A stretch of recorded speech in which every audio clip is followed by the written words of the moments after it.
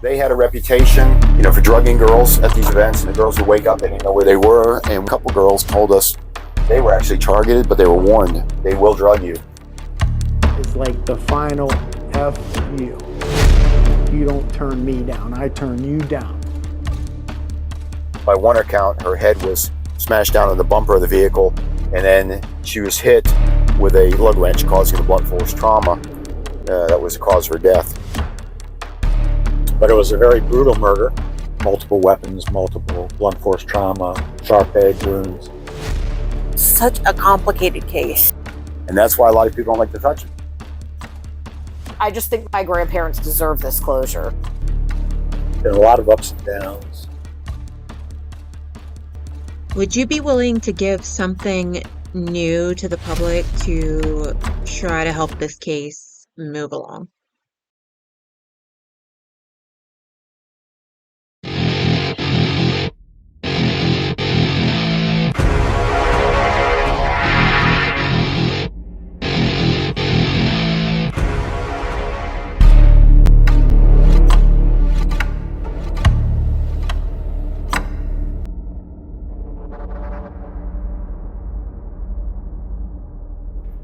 Hey guys, welcome to Close Range Crime. My name is Ray, and today we are going to discuss a 50-year-old case, 50-year-old unsolved homicide. Back in 2000, the district attorney at the time was quoted saying, "There is someone in Bowie, probably more than one person, that knows what happened to Donna Dustin and just aren't talking." I couldn't agree more. I know there are a handful of people who have information and who have just decided they're not talking.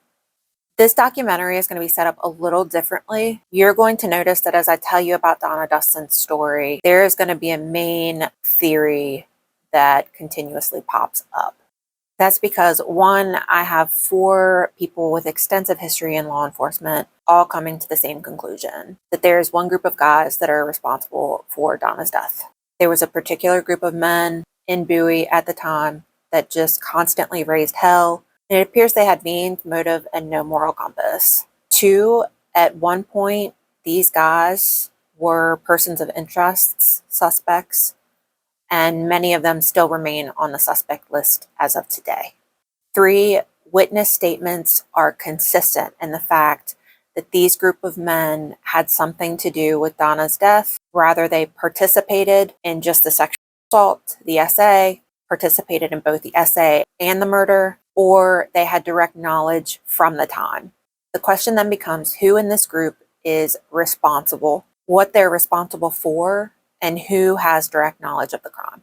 I have talked to so many people when researching this case, and you're going to see that there are discrepancies in timelines, some details. Even the newspapers were inconsistent at times, and that's not surprising considering the fact that this case is 50 years old now. What may be surprising is the fact that this case still has movement today, and there's a group of people who continue to dig up new information on a case that's 50 years old. As always, I will list contact information below for anyone who has any leads or tips that they would like to share. I urge anyone who does have information, please use these contacts. Most names in this case have been changed due to the fact that this is an ongoing case. Please keep in mind that the theories here are just that, theories. The details of this case are disturbing, so viewer discretion is advised. And with that being said, ladies and gentlemen, let's get into it. This is Donna Dustin's story.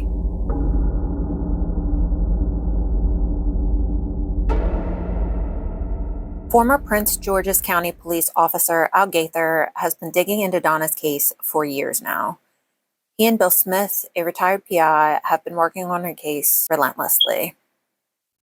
They have an extensive list of people they have interviewed, potential suspects, and a list of potential places that could be the crime scenes, along with many reported details of that terrible night. As a long-term resident of Bowie, Al understands the culture of Bowie in the 1970s and the way that this impacted the community.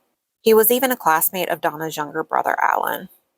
This area has grown tremendously since 1973, but Al took me to key areas to retrace Donna's night.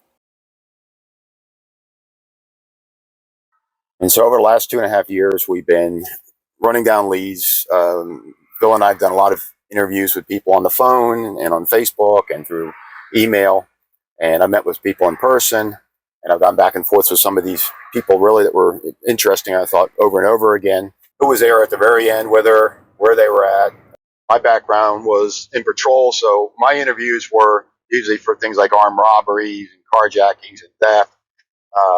Not to say that some of these folks hadn't committed murder, but when it came to a murder case, homicide would take that over. We haven't learned a lot from the police. We met, we've had correspondence with emails back and forth, but we only had one actual meeting with homicide. And so we were hoping to be there for a few hours. We were there a little bit over an hour when a hot call came in for a homicide. The cold case is also tasked with homicide, current homicide. So he had to leave to go to a homicide during our meeting about a homicide. And Anne Arundel County never used to be like that, but they've had a real big uptick, like most of the areas around here, with violent crimes, murder, carjackings, things like that. Not really giving us much. We had a lot of questions, but he would not answer. But he, without saying so, he let us know we were on the right track, and we had pretty good information from our informants. Everything we have basically is what I would just summarize as hearsay evidence. It's nothing I would really even be comfortable presenting to a grand jury. And you get a lot of conflicting information, so it's easy to see how the police will let us stray. There was no homicide unit at that time, correct? Right. Yeah. Not to belittle that police organization, Anne Arundel County Police, but it was a robber unit that was tasked with the homicide investigation. And I think everyone agrees there were some serious mistakes made with respect to evidence collection. They weren't that experienced, and there was some rivalry between the two agencies. They could have helped. They did help to some extent, but, Anne Arundel County really was primary. This case is tragic, it is sad, and it will probably make you angry for a variety of reasons. There was no homicide unit in Anne Arundel County at the time of Donna's murder. There are dozens of people who either saw Donna that night, could have been involved in the murder or cover-up, had information back then, or have come across information over the past 50 years that could be helpful to this case. Donna was just 17, about to turn 18. She had just graduated high school, and she had her entire life ahead of her. The Dustin household consisted of Donna, of course, Dolores, her mother, her father, Joe, and her younger brother, who was a teenager at the time, Alan. The plan for November 16th was that the family was going to take a trip to Florida, but Donna decided to stay back. So on this day, Dolores wakes up Donna at 5 a.m. and she said that she could remember her hair being a stringy mess as her eyes opened at 5 a.m. She told Donna to be careful. She reminded her of where the emergency contact numbers were. And on her way out of Donna's bedroom, Donna told her to have a good time. And then she rolled over and went back to sleep. So it is important that I give you some information on Bowie in 1973, just so that you understand the culture and better understand the case in turn. This is the time of the Ponderosas, the Peoples, the High's convenience stores. In the 1970s, Bowie was growing at a very fast pace. And although crimes did happen, the majority of them seemed to be petty crime. Bowie in 1973 seemed to be relatively safe from brutal crimes like this, but Donna's case would change the course of history. Once Donna wakes up, she gets ready and she goes out with her best friend, Lori. They went out shopping, and Lori said Donna had said that she had really hoped that her family was going to have a great time on their trip. And I just think that that speaks to her character, that she was a caring person and she was thoughtful, she wasn't selfish. Lori said Donna was a great friend. She was very trustworthy, very loyal and honest. She was just so much fun. God, I've got so many memories with her. We would all go back and party at the power lines, or any place like that, and have a bonfire and stuff. She wasn't a really big druggie. She liked to smoke her pop, but she was a big drinker. The guys would get their beer, wine, and Donna was a big drinker. She could hold her liquor. Some describe Donna as beautiful, but a bit feisty and outspoken, which of course could have rubbed some people the wrong way. She was not disciplined in her schoolwork, but she would prove to be responsible in other ways. Once she graduated, she ended up working for the same company that her father worked for, and within 5 months, she had saved up enough money to buy her own car. She was known for making to-do lists. She had her own checking account, so there was an independence and a responsible side to her. She was happy-go-lucky, she was level-headed, and according to Lori, she may have been a little too trusting. Donna was pretty street smart in a lot of ways, but she was also naive and trusted people too much. You know, she was starting to spend more time with what they all called the rough crowd. So because Donna was such an outgoing girl, she was very social. She made friends of all types, acquaintances of all types. And unfortunately, some of these people, they were very sketchy in their own ways, stealing cars, using and dealing heavy drugs like heroin, having questionable connections with the police and even gang connections, specifically the pagans. Now, all of this is alleged, and as I go throughout this, just note that many of these things are what was reported by the people who hung out, knew these crowds at the time. It would come out decades later that some of these men could have even been involved in some of the other cases around the area of missing persons and even murder. In relation to Donna's case specifically, and some of the most disturbing information that came up was the fact that this group took advantage of women.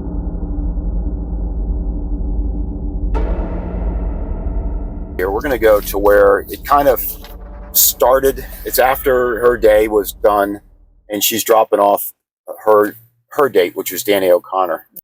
The preface to that was the gentleman who drove them around that evening was Chris. So he dropped off Danny and Donna at her house. Now, the timeline's a little bit off. We've had so much conflicting data on there, but we'll say 2,300 hours. They make it back to her house. And what we're going to do now is go from her house to where Danny is. Danny O'Connor is no longer with us. He died some years ago also. Now, Danny O'Connor and Chris were both in the volunteers at the firehouse. As far as you know, were they cooperative with the investigation? Oh, yeah. Mm-hmm. They were ruled out very early on as not having anything to do with it. And Chris had many back and forths with him, many interviews with him. Real good guy, retired firefighter. By all accounts, Danny and Donna were at her house for about an hour or so.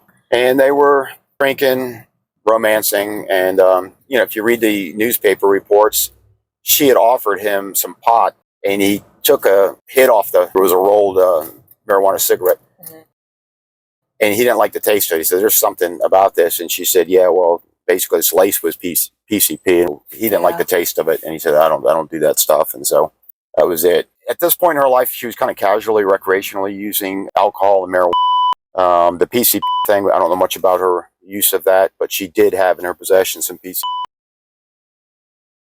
I mean, these are nice houses. Mm-hmm. They're according to neighbors, they didn't really see much. They weren't really paying attention. These are longtime residents. No one saw anything that night, unfortunately. So leaving her house, she would have come down Bel Air Drive. She would have made a left on 197, then made this right on the Mitchellville Road. It's just zip, zip, zip. It's cutting through town.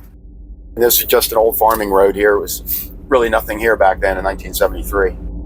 That's it.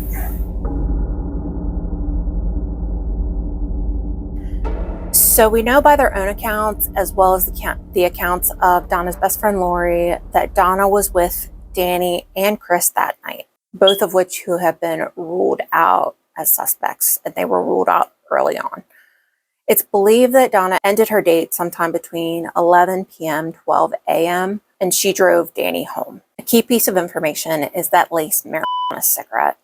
It's laced with PCP, and PCP is a hell of a drug. It has various side effects. The list seems ongoing. Some of them include a feeling of euphoria, a sense of this superhuman strength, irritability, sexual prowess, paranoia, combativeness, rage, severe mood swings, violence, and psychosis. And the list, like I said, just continues. This piece of information is going to be important later. So Donna has her date. She's not ready to call it a night yet. We know that she went back out. but the exact places where she went, the exact route that she took, it's just not clear. Because so many people were out partying that Friday night, there are a variety of witnesses, but as we know, witness testimony can be sketchy. There was conflicting information given, and you have to think about it. You're talking to not only mainly teenagers, but you're talking to teenagers who were drunk and or high that night. And yes, you will get some very good information, but you will also get information that is contradictory, that is not fitting the timeline, etc., etc. I'm going to briefly show you the places that Al Gaither and Dave Cordell took me to as we go over the details of the case. These places are all within about 10 minutes of each other. Party hopping was a thing that was very common. These particular places are going to include a house on Heather Hills, Jericho Park, Lemonsburg Road, a house on Harwood Lane, the racetrack, and the place where her body would ultimately end up, which was in a gravel pit that was owned by a local resident. And so we're going to go to the location she hit, which was her house. So she would have turned around and left and gone back down the express route again. So she would have come down here. And again, people knew there was all partying going here every weekend. And this was what, less See than the a sign? 5-minute drive? Yes, according to witnesses and the media, there may have been over 100 people here. Passed out in the front yard, the backyard. This is it right here, this house. This blue one? Yep, this is where it was at the time where lived. Now try to imagine all the cars parked on this street, 100 people at this small house, front yard, backyard, the noise, and maybe how often the police may have been called to this location. Right. Now we believe she was parked somewhere out here in the front in her car. She had just got a new car. She only made like maybe one payment on it. And she was parked out here outside of her car talking with some of these boys that were here. And we believe at that point they followed her back to her house.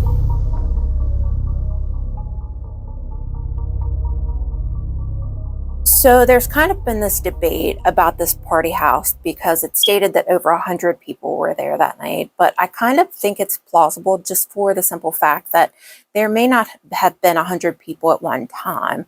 If a party's going on 4, 5, 6 hours, people coming and going, and again, people party hopped a lot, I think it's plausible that maybe 100 people did hit that house that night. And this house, we're going to say that this house was occupied by Jerry. Jerry was one of those people in that very rough crowd, often in fistfights, stealing cars. They basically partied every weekend. There was a handful of guys that were known to drug women. Quayle was noted as being the drug of choice. They would slip this into girls' drinks and then gang them, SA them. And they called this pulling a train. It's sick, it's disgusting. One of the leading theories about that night is that Donna ended up at this house, possibly her very last stop of the night, and she invited a couple of these guys back to her house to party. The police would end up finding Donna's car in her driveway on the morning of the 17th, and it was apparent that there were a group of people that were there partying based off of various beers that were there and cigarettes that were found. No signs of damage to anything in the house, no struggle, no blood, no broken glass, furniture, nothing. So, there were cigarette butts, there were beer cans, beer tops, and I believe the only thing that was recovered were a couple of beer tops. There were pictures of some things, but the evidence wasn't maintained. But there is, still evidence. But the girls had cleaned up that morning, not knowing that they were facing a girl that had been raped, murdered. So we'll get into the evidence here in a little bit, but I just want to stress again, because I can't stress it enough, how much information has changed over the years. But I will say the one thing that has been very consistent is the fact that this group of guys was somehow involved with Donna's death. Rather, they may have just been participants of the SA, or they did both the SA and the murder. They were witnesses. They heard firsthand knowledge of what happened. This group of men just keeps coming up over and over again.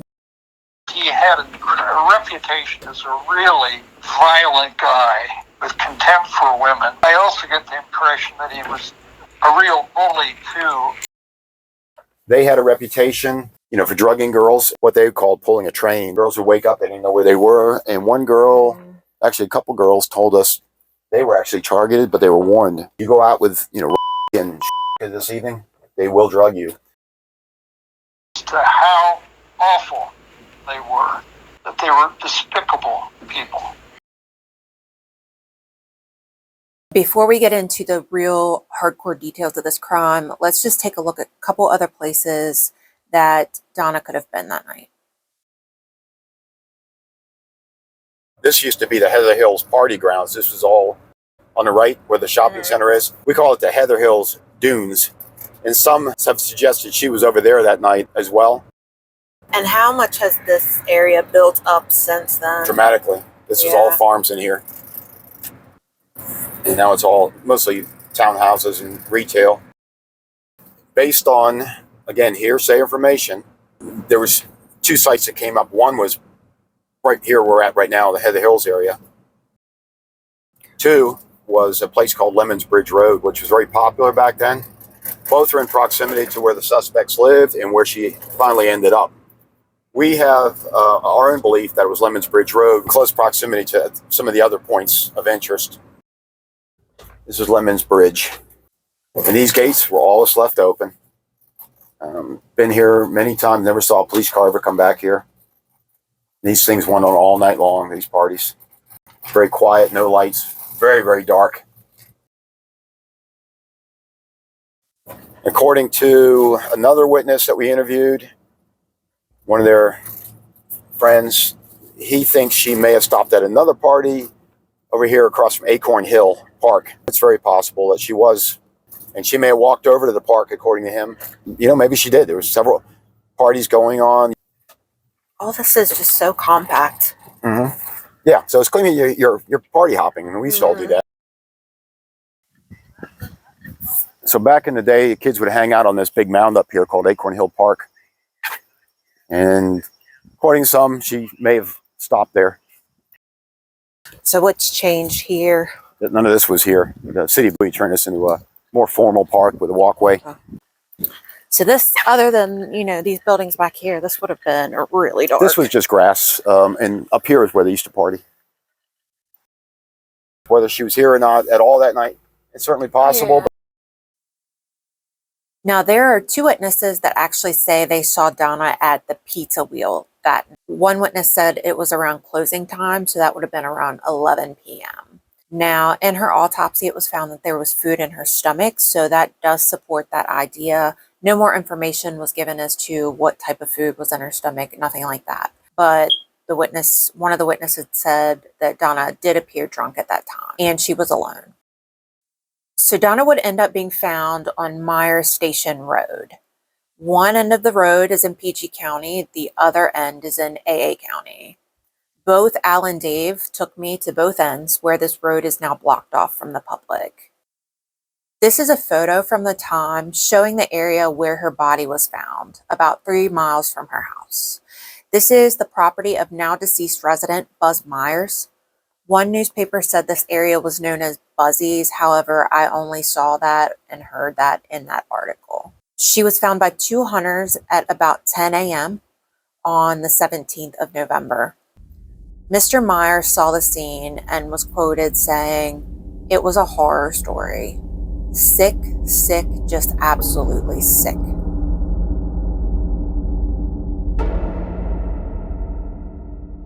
Retired Chief Investigator David Cordell worked on Donna's case from 1998 until 2013 when he retired.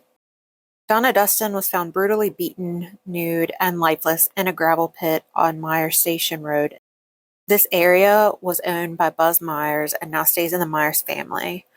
Unfortunately, they would not allow us to go onto the property today, but Cordell takes me to the entrance of Myers Station Road and explains in detail what the area looked like back in 1973.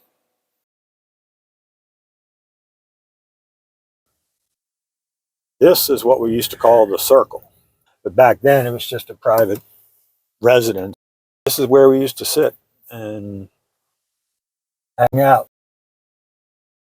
So if you went back there now, can you just describe me a little bit what it Yeah, looked you like? go down a couple hundred yards down this road, and then you'll come to a clearing. And if you turn right at the clearing, there's a new building that he put And then off to the right of that was the hill where you saw the uniformed police car parked on the day she was discovered. And back up there, if you get on that right of way, it's just a flat, straight line. She was found about, I don't know, 100 yards down the road in the woods by about, 100, 150 feet. We were able to triangulate it from photographs from 73. We were able to determine pretty much the exact spot where she was found. There's been a very heavy storm that came through. I don't know, since I'd been active in the investigation, it totally wiped out. It was like a mini burst or small tornado. So it's like totally, the woods are reorganized. What are your thoughts on her being dumped back here? I'm pretty certain that whoever the person or persons was knew this area, and there was no way to determine whether she was brought back here by the Prince George's County side or by this side, the Anne Arundel County side. Either way, the access was there then. You could drive right through from one to the other. So it was somebody that, it's not an area that, unless you were familiar with this or lived with this or even hunted back here, you wouldn't know this area or how to get to it.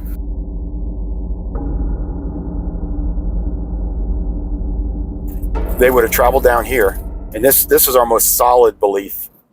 They would have gone down here to a very popular party site. There's a Meyer Station Road right here on the right, but they blocked it off. And I think it was the late 70s. They closed the road down completely because it was so dangerous to go across the bridge. So right here on the right, that's Meyer Station Road. You go down about 2 blocks, make a left. You go on a dirt road. You go across a rickety wooden bridge. They went over across there, and they dropped her on the left at the old gravel pits there. It was the old trolley bed for the Baltimore, Washington, Annapolis trolley system that ran from Annapolis all the way to Baltimore and D.C., the old tracks. And that particular property was known as Myers Station, and the owner of that property was Buzz Myers, who's deceased. And by his accounts, that was a real popular party place for many, many years, just crazy parties and people running around naked and screaming, and and a lot of stolen cars that were dropped off there by some of our actors in this. How do you think they chose that area? Because it was another party spot, and people knew it was dark. And because it was on the Anne Arundel County side, they never patrolled there, because back in those days, there would be one police officer assigned to like all that Western District area. Okay. And so they never went back there. And it's like, I'm not going to get myself in trouble being one car driving back there with all that craziness. So they would never go back there. And because it was not PG jurisdiction, PG County never went over there. So it was a no man's land where you didn't have to worry about the police showing up. Gotcha. They'd show up later to recover stolen vehicles and stuff, but they didn't go down there routinely. So it was even up here on Lemons Bridge, the cops, I never saw cops show up there. As long as you kept quiet, nobody complained because there wasn't any houses there.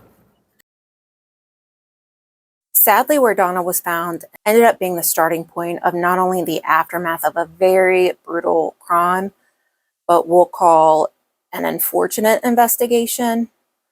She was laying right over the Anne Arundel County, Maryland line, just beside Prince George's County. Now, the PG County actually had a homicide unit where the Anne Arundel County side did not. So, of course, the question comes up, was this strategic planning? And there's an argument to both sides as to if this was a strategic planning or not. So if you're looking at the theory that this group of guys were responsible for either essaying or murdering or both, we have to consider the fact that these guys were likely drunk and high. Would they have had the right mindset to dump her body on the AA line knowing that there wasn't a homicide unit? My kind of argument against this is the fact that if you look at this map, there is a river running through this area. If this was strategic placement of her body, why would she not been thrown in the water? I know DNA was not a thing at the time. It wasn't something that was commonly known, I think, around, amongst the public, that DNA was currently being collected by investigators for later testing. But I think the river would have possibly concealed her body for a longer amount of time. So maybe they weren't thinking about DNA, but could the river not have maybe carried her body further down? Maybe it would have concealed her body for longer. At first, I really just believed that these guys got extremely lucky by placing her on the AA County line. But there's another thing to consider, and that is the fact that it has come out that some of these guys may have had ties to police officers, and they had very sketchy connections with them. If that is the case, maybe they did know that AA County was not as equipped to handle a homicide as PG County would have been. It is most certainly a possibility. So ultimately, this case ends up being investigated by AA County, a robbery division of AA County. Now, I think some of them probably did do their very best with the resources and knowledge that they had, but it was just limited. I think other investigators may have kind of pushed the envelope and approached it in a way that made others shut down. I want you to listen to Lori's experience with the officers shortly after Donna's death. Back then, you never trusted cops. It's the time when, the Beatles were calling police the pigs, and, Vietnam, you didn't trust anyone in a uniform. And they weren't kind. None of them were kind. They were screaming and yelling. Just trying to get other things out of me. PG County was the worst. Cops that beat up people, 6 detectives yelling at an 18-year-old. And they kept telling me I had to go to jail and stuff. And I'll never forgive them really for never trusting me, because they had no reason not to. If they would have been truthful, with some things, I could have helped them so much. Now, that hostility could have very well been related to the fact that this was an intense situation. This girl had been brutally violated and murdered, and this did not happen in this area. It was just not a thing. And I say that because as I was researching, I found information on the opposite side of the spectrum. I found comments saying that the police almost acted as friends to some of these teenagers and young adults. This person from Bowie explains, back in 1968, my friend and I were drinking a beer in a 68 Buick Skylark in the Bowie High School parking lot one night, and a PG County stopped to check us out. The floor of the car had about a dozen empty cans, and the car smelled like a brewery when my friend rolled down his window. The cop looked around the interior of the car with his flashlight and then said, "I just wanted to see if you were up to no good. Be careful." And he walked away. A different time for sure. Another person shares his experience saying, drinking in the parking lot in the middle of the night after a shift at Bob's Big Boy, the cops would sometimes come drink with us. And a person responded, and yes, when I was younger, they'd take it for themselves when we were caught, meaning the alcohol. I wanted to point this out, one, to show the culture at the time, and two, because this idea does support the theory that yes, maybe some of these suspects did have inappropriate relations with the police. These relationships might have greatly overstepped boundaries and even been illegal. Back at the crime scene, police find Donna nude and battered. It was apparent that she had wounds consistent with knife wounds in her upper torso. However, the medical examiner would say that it was actually blunt force trauma that ultimately ended up killing her. The police themselves described this murder as very brutal, and due to wounds that were found on one of her hands, they do believe at one point she fought back. Donna would be identified by the only thing that she was wearing, her class ring. There was semen of 3 men that was taken, one of which was Danny O'Connor, which was her date that night. Although rape was technically inconclusive, no one stepped up to say that they had sexual relations with Donna that night. And when you have an incident like this in a town like this, a town that is closer knit, smaller. The buzz about this crime had to be intense. I think it speaks volumes that no one came forward to police and said that they had sexual relations with Donna that night. Now, in addition to the semen, it was reported in one newspaper that there was DNA collected from around her body. The investigators did not clarify exactly what that meant.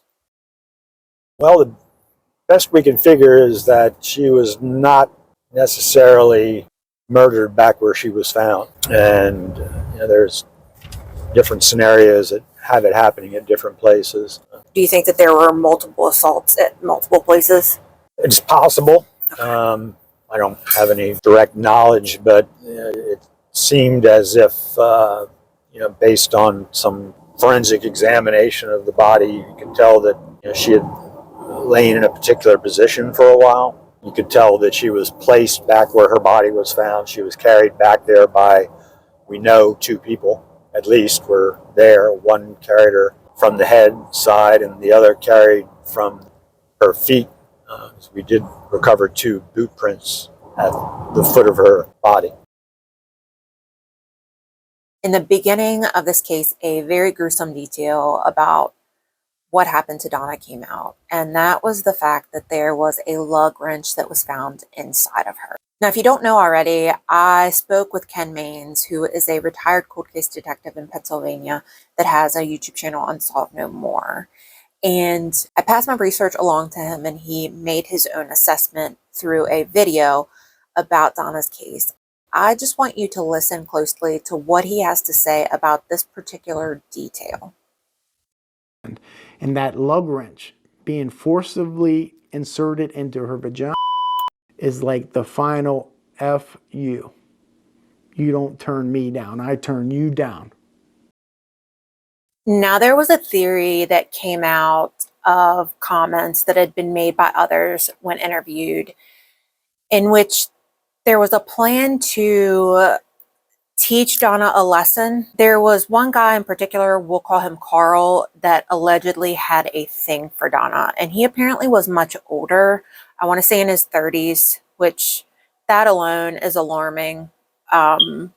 To have, this crush on a 17-year-old when you're 30-some years old. Donna had told friends that Carl had really creeped her out and apparently had made some advances towards her that were very much unwanted.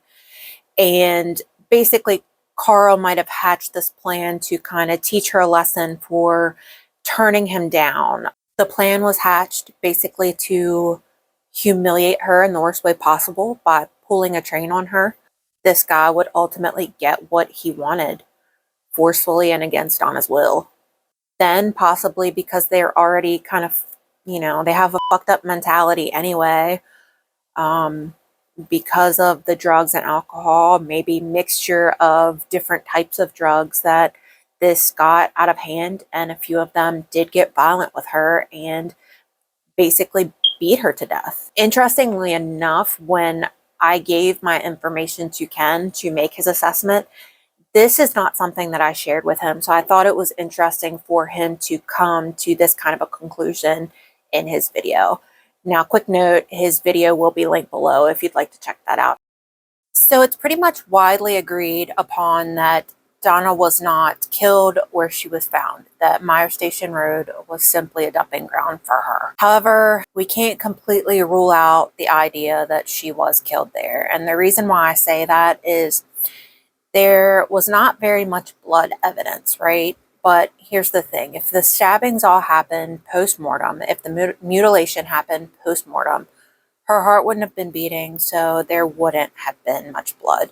So is it possible that she was killed there? Yes, but according to the investigators on the scene, it just did not seem likely that this was the actual place where Donna was killed.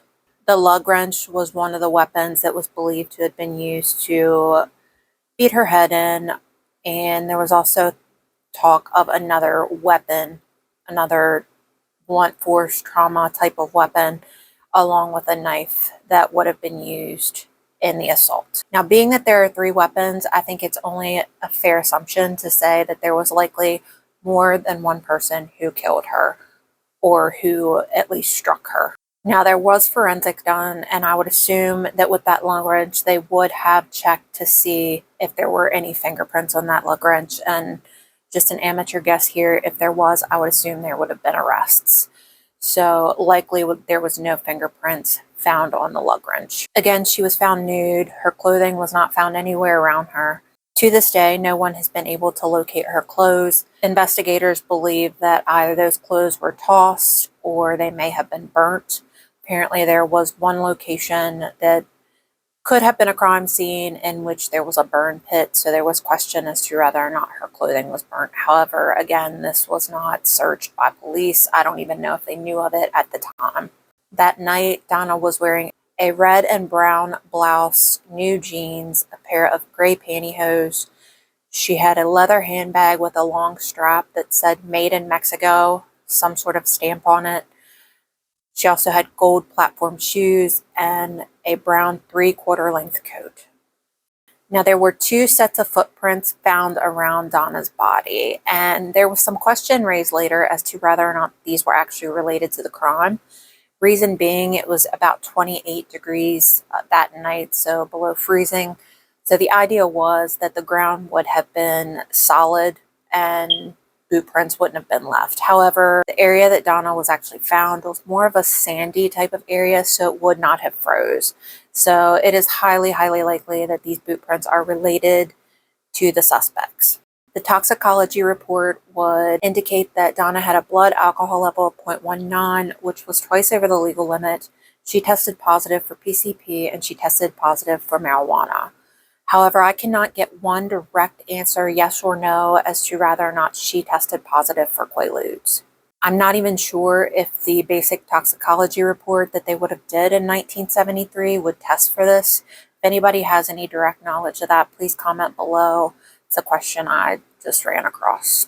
Investigators said that Donna died only a few hours before she was found. Now, in Florida, Donna's parents would have received a knock at the door and would have been stunned to see a police officer there. The officer handed her a note that indicated that her daughter was dead. They would have a 13-hour-long car ride by themselves on the way home with no answers as to what happened to Donna. Now, back at Donna's house, 2 friends, one being Lori, they're getting worried because Donna should have been home by now. She said she was going to be home in the early morning hours. They had plans to go get these tickets, and that's not something Donna would miss out on. Plus, Donna just wasn't the type of person to say she was going to be somewhere and then not be there. So her friends are getting extremely worried about her. Now, when they first arrive at Donna's house, they could tell that there was a little bit of a gathering that had happened. There were cigarettes and a whole bunch of ashes that were in the ashtrays that they dumped. There was beer cans, beer tops that they had thrown away. They had no idea that this could have been a potential crime scene.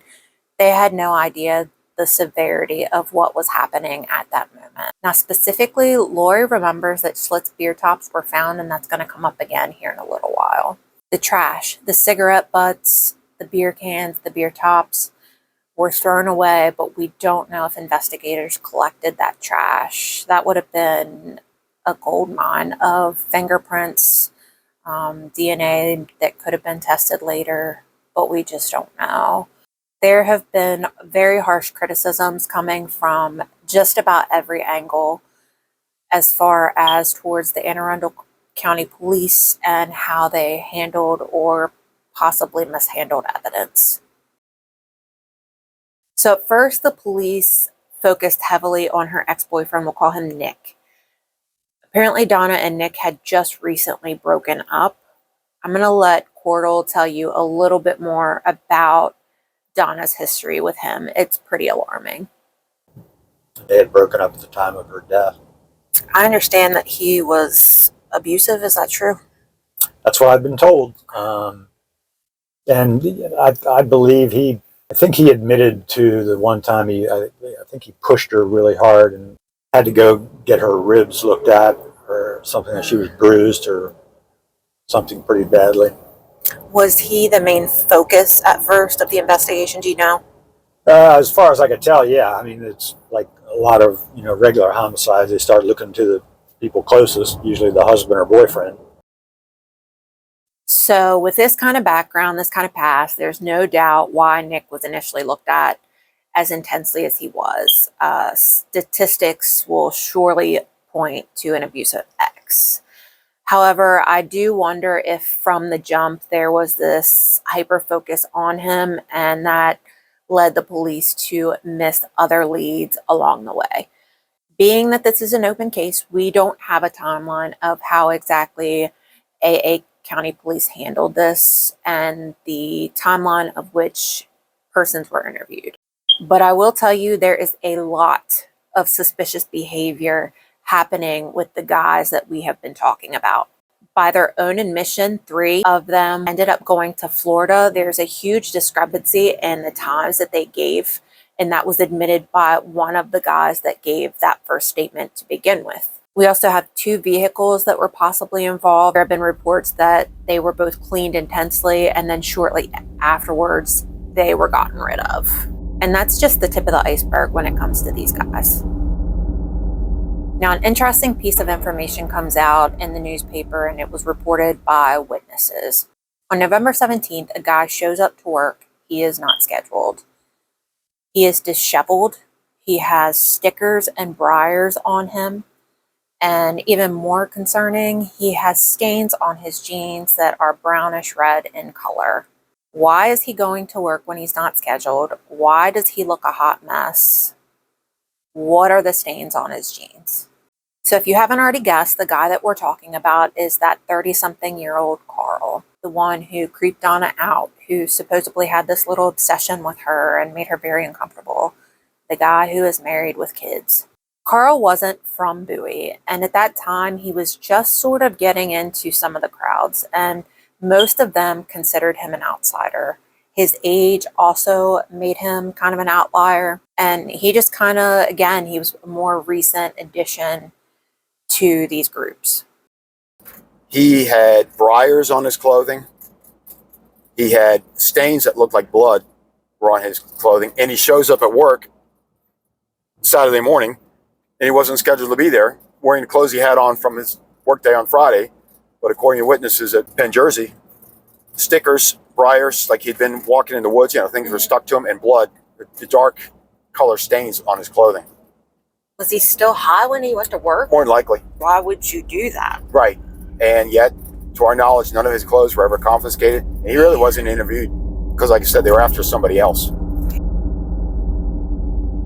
Today, Carl is still very high on the suspect list. When Dave Cordell reopened this case 25 years later, he interviewed Carl, re-interviewed Carl. It was concluded that basically because of his intense drug and alcohol use, that what he said was basically incoherent and nothing that he could use in court.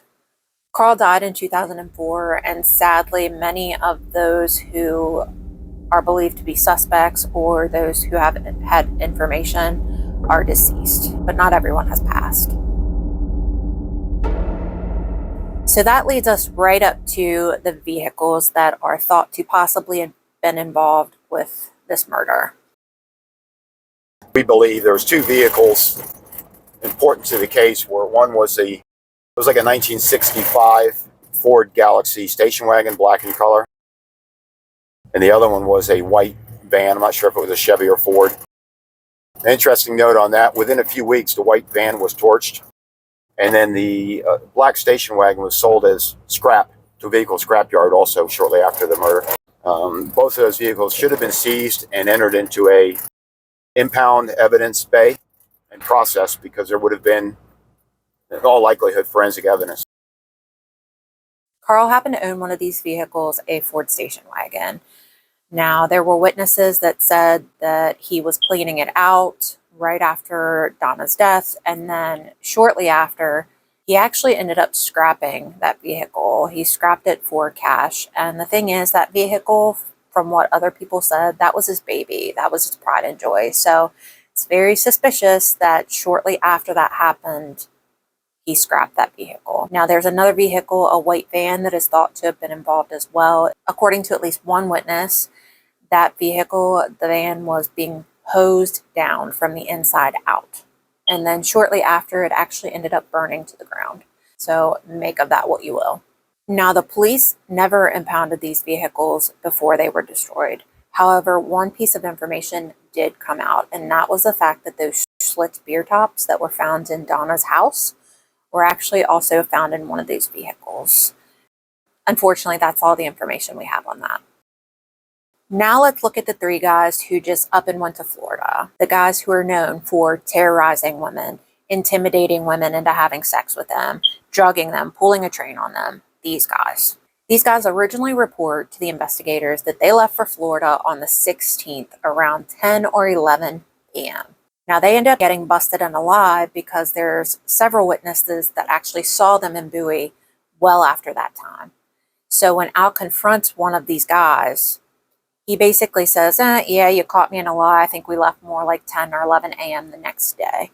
So the times change from leaving on the 16th around 10 or 11 p.m. to leaving the following day between 10 and 11 a.m.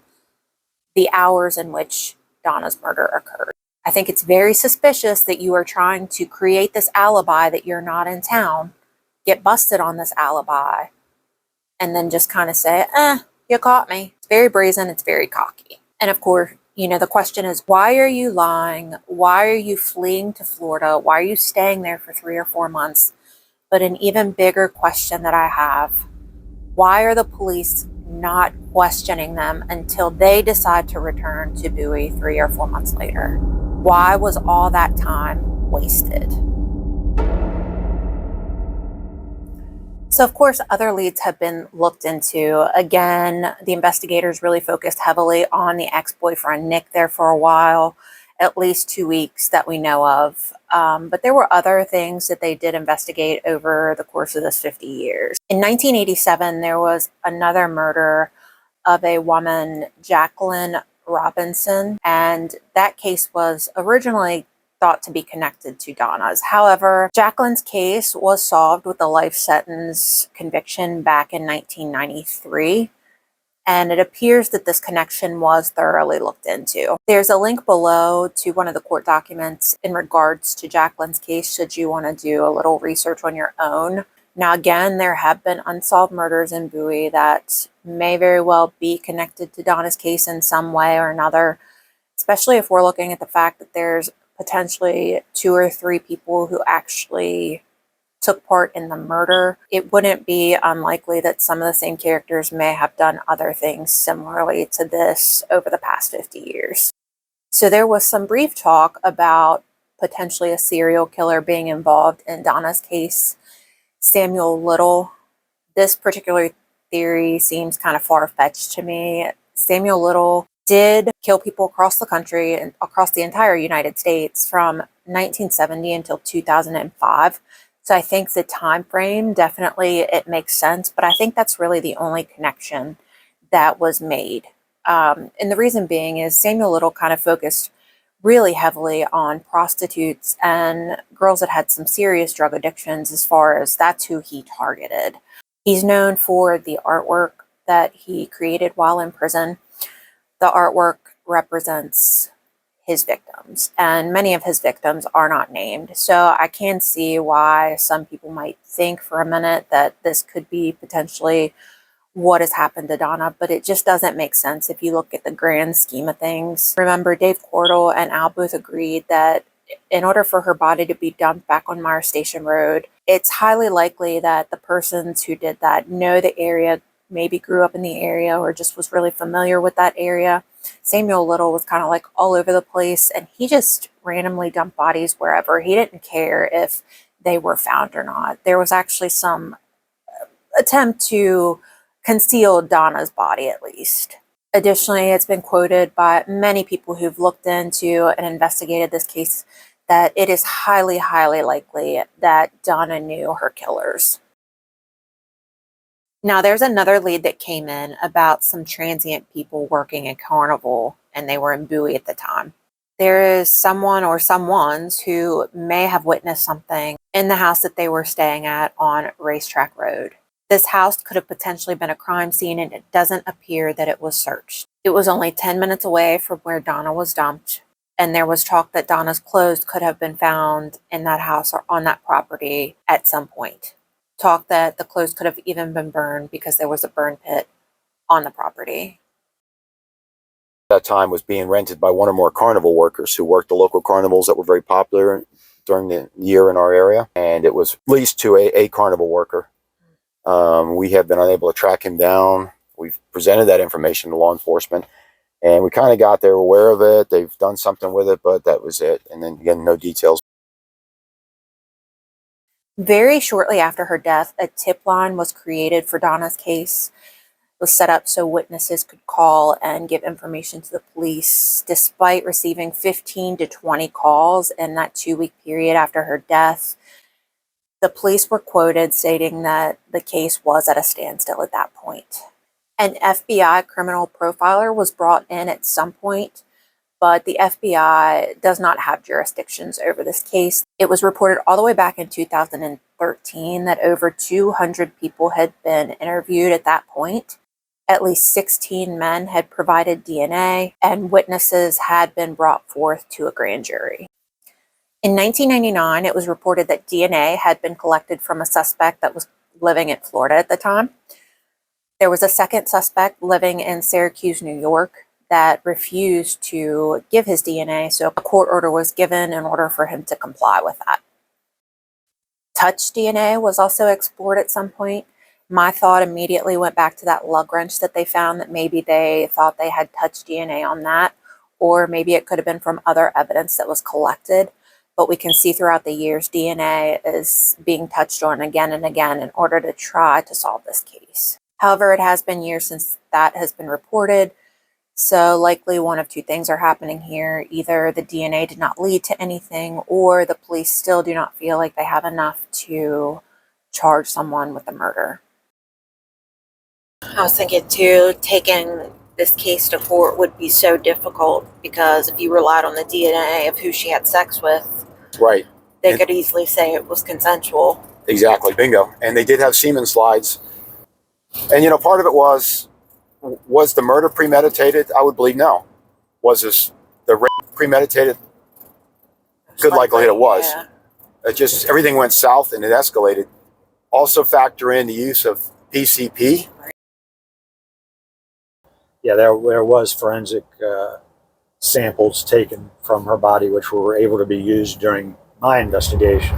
Okay. And of course, it's been 10 years now, so I'm not sure where the technology is, if they're able to retest some of the evidence which remains. That's could be a part of the investigation. They did not have familial DNA back then, where they could, you know, reach out to like a second cousin of someone to, you know, work their way back to a suspect.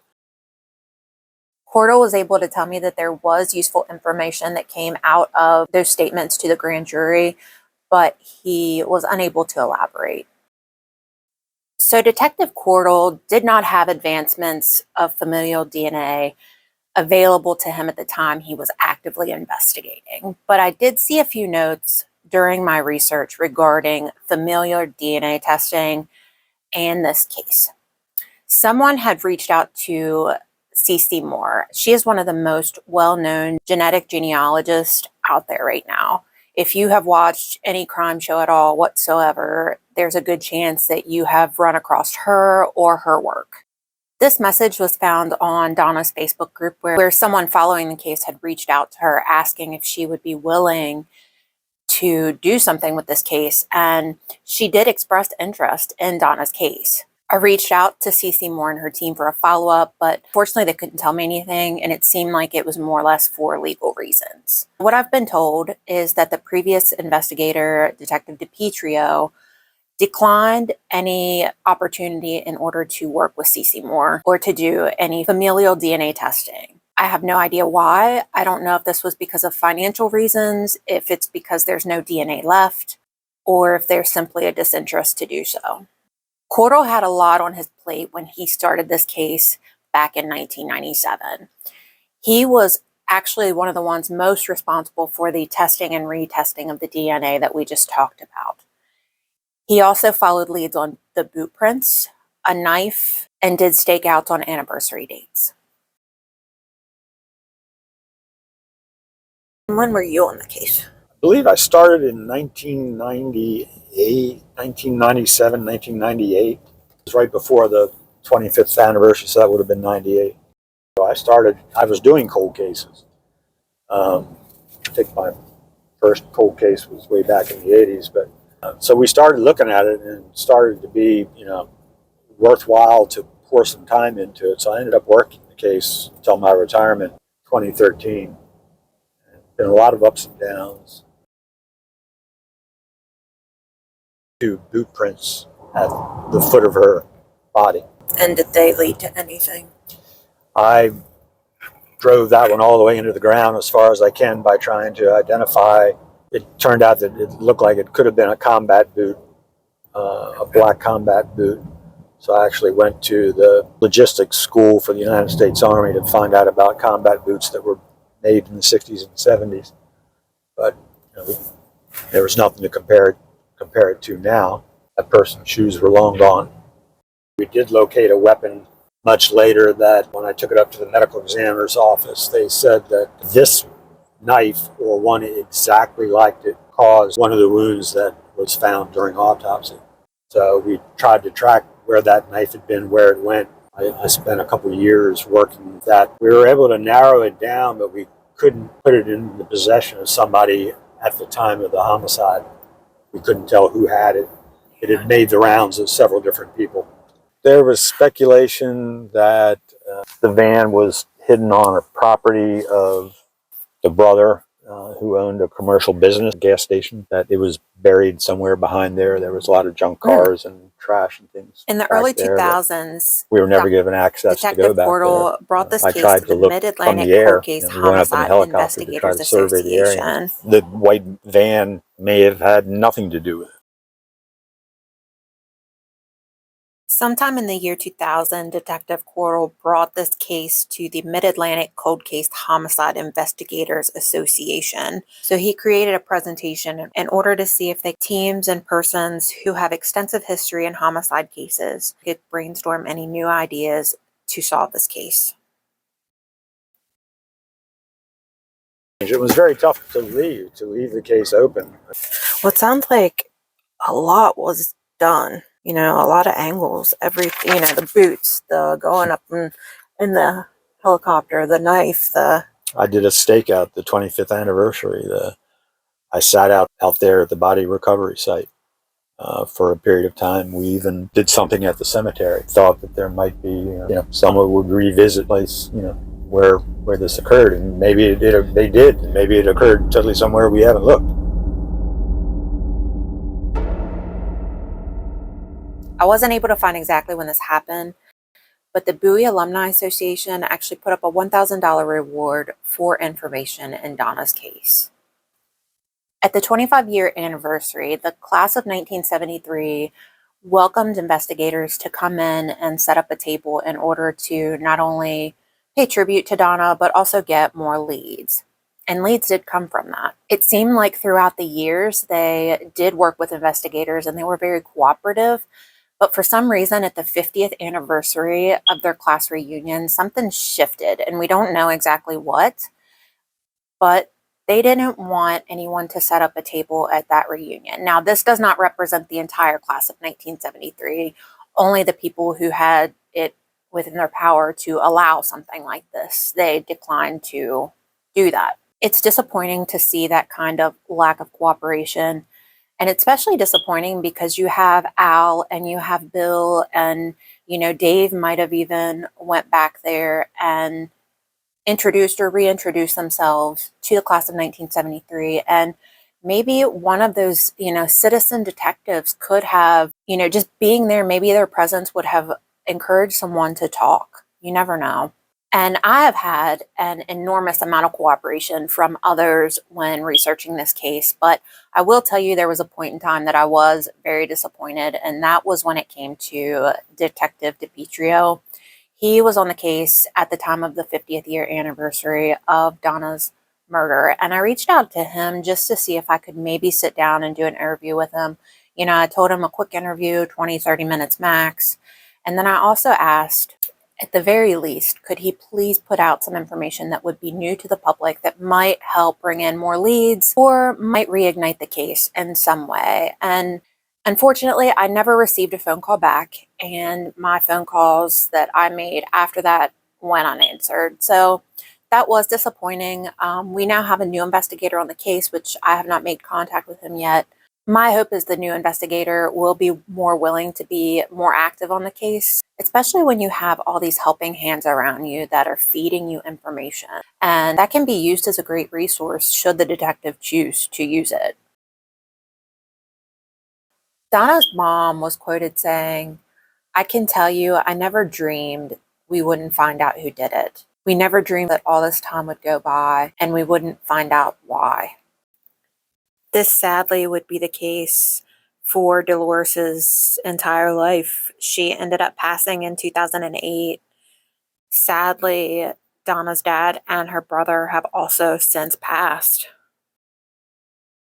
Donna's brother Alan did have a daughter, Jen, and I'm going to let Jen tell you a little bit about her experience growing up with this hanging over their family. It's a weird feeling because I feel like I love her so much, but I've never even met her. I don't even know her.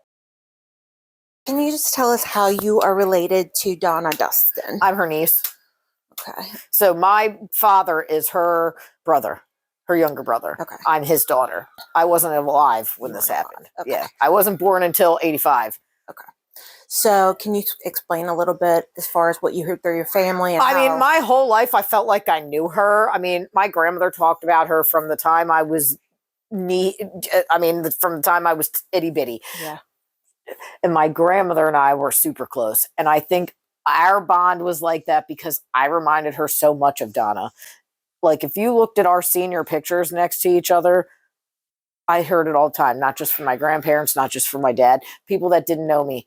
God, you look so much like Donna. It's crazy. You could be her twin. Your mannerisms are even the same as hers. Yeah. And so I think for my grandmother, it was like her second chance. And so her and I were always like this. Right. But I saw what it did to my grandmother my whole life. There were plenty of times where, like, she would try, I'd catch her crying, or, like, she'd hear a song or see a movie. And I think God works in mysterious ways. I think that's why I look so much like her. And ironically, my youngest brother was born on the day Donna was murdered. Oh. And what's funny is he was 6 weeks early. Yeah. And I think that day, like, she needed that. She needed that day to not be like it gave her something. Oh, good, it's my grandson's birthday. We can have a birthday party now. And I think that day would have always affected her. But I think maybe my dad needed that also. Yeah. Even my dad was too headstrong to ever admit that, because that's just how he was. And my grandfather, did not talk about her, period. I heard stories through my grandmother and, like, people that knew her. My dad was not one to really talk about her. But what my dad, and I wish he was still alive to see this, like, what my dad didn't understand was, even though, like, he felt like I wasn't listening, I heard you all those times you told me, like, remember what happened to your aunt. It can happen. A lot of kids have that. It can't ever happen to me. Like, you don't realize, but my dad taught me and my sister, especially me and my sister, from a very young age. I love you. Your mother loves you. This family loves you. That don't mean everybody out there loves you. With the investigation, do you know if the detective kind of kept in touch with them? I don't know, because the last time I had anything to do with, like, Cordo was, I can't remember if I was in 10th, 11th, or 12th grade, but they had reopened it when I was in high school because it had been closed for a while. And Mr. Cordo specifically came to meet with my grandparents one day and specifically requested that I be there so that he could ask me, would it be okay with me? Because he wanted me to know there's still a lot of people that you probably go to school with whose kids were friends with Donna. So if I bring this up, that means you get bombarded with not only the good, but also the bad. Now, am I an eye for an eye type person? Yeah. So if I think I will be the first one up front and center in that courtroom waiting for them to throw the book at him. Yeah. Well, because what this guy doesn't understand is, like, he robbed us of, like, an aunt and cousins that we could have potentially had. Like, my grandmother used to tell me all the time, you guys would have probably had awesome relationship with your. Case number 73-077556. Legally, that's what Donna's case has become after 50 years with no justice. But emotionally, what this case has become to some people, it's immeasurable. Al, Bill, and Dave are working this case continuously. They are constantly interviewing and re-interviewing people. They are going to locations that could have been related to the crime. They're updating the community on what they can. Al began working on the case well over 3 years ago after his son introduced him to the case. His son had worked with someone connected to or friends with Donna. Al has almost become the glue in keeping this case alive online, continuously posting on Donna's Facebook page and digging into the details that people are sharing. They continue to keep Donna's case alive. With their work, they have dug up some incredible information and have had brand new leads that were never discovered back when this murder occurred. They have a plan of action, and there are things that can still be done, and they're doing them. A lot of people say that they know what happened and they know who did it. Do you think there's still evidence or other leads that can be worked on right now? Oh, absolutely. Do you think the general community has an idea of who did it? Oh, yeah. Uh-huh. I think there are more people than people think that could shed light on it. Anything else you want to say on record? I just ask that if you have knowledge, and I believe I've talked to people that do, if the people that did this are dead, please come forward and give us there's no closure for the family in a homicide. Only parts of a homicide can be have closure, but to put the suspicion, and even for the people that have been wrongly accused or have been identified as potentially involved, if they're innocent, that would be a big relief for them to be able to clear their name. But I don't expect there would be a prosecution, but I'm not the prosecutor, and that's up to the current state's attorney if they are even able to make an arrest. But a case can be closed with no arrest and with no prosecution, which I think is still possible. And if someone has that information, even if they don't think it's relevant, it could be very relevant to the case. And it would be best for investigators that have the case now and know it to be able to dissect that a little bit more. So I just ask, as a longtime investigator, come forward with the information. It's not going to hurt at this point. Yeah, it's time. Yes, it's been quite a long time.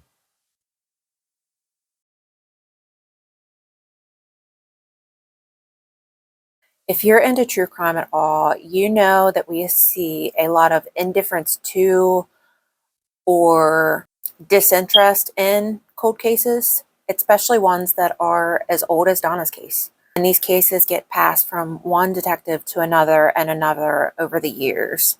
I have to say that it is pretty incredible to see how Al, Bill, and Dave have continued to plug away at Donna's case with nothing else in mind other than getting justice for her and her family.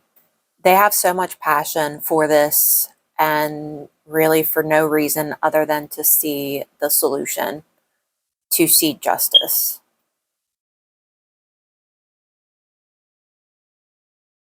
When talking to people in the area and people who knew Donna, it was intense. There were times I was not sure if I was speaking to someone who was a good guy or a bad guy, if I was being told the truth or being misled. But I will say that overall the community wants to see justice served. Donna's family and her friends know the brutality that she faced in the last minutes of her life, and they want answers. They want the investigators to wipe the dust off of her case file and finally put this to rest with officially naming the perpetrators and charging anyone who may still be alive. Please use those contacts that I've listed below in order to bring forth information to the case. Anyone who sent in leads at the beginning of the case or at the 25-year mark or somewhere in between the beginning and now, I still encourage you to reach out and put forth that information again. Again, when cases jump from detective to detective, sometimes things can get lost, and let's make sure that we don't lose anything in Donna's case. There has been some rumor that some people are hesitant to talk because of the person or persons who are currently alive, the fact that they might be threatened, the fact that they themselves might be hurt, the fact that they're in danger. I need you to listen to this. If you know something, your name has already come up. With all of the interviews that have been done, with all of the people who have cooperated, your name is already out there. Are you not already in danger? Get the weight off your chest and come forward. Bowie, again, it's tight-knit. People know who talks about what. These names are concealed in this video, but they're not concealed in Bowie. Just let that sink in. I hope that I can bring a new case update to you saying that Donna's case has been solved. Feel free to comment and discuss below. I just ask that you use discretion when doing so, and please be respectful in the comments. If that video does come out, you're going to want to know, so make sure you hit the subscribe button, hit the bell icon so that you know when my videos come out. I might also be doing another case in Bowie here in the next few months, so just a heads up on that. Until then, I will put all major case updates in the comments below.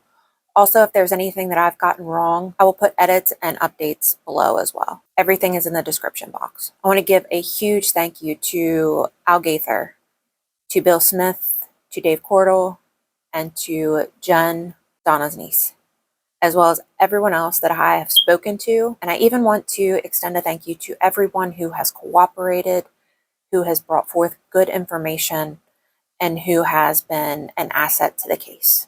I also want to extend a huge thank you to everyone who has supported CRC and our mission.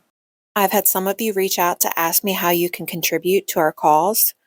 You can donate to CRC by the GoFundMe below. You can also reach out to CloseRangeCrime@yahoo.com if you would like to donate in another way. All funds go towards new investigations and new videos. Thank you to everyone who has donated and those who donate in the future. And guys, remember, don't be afraid to go out there and raise some hell. I'll see you in the next one.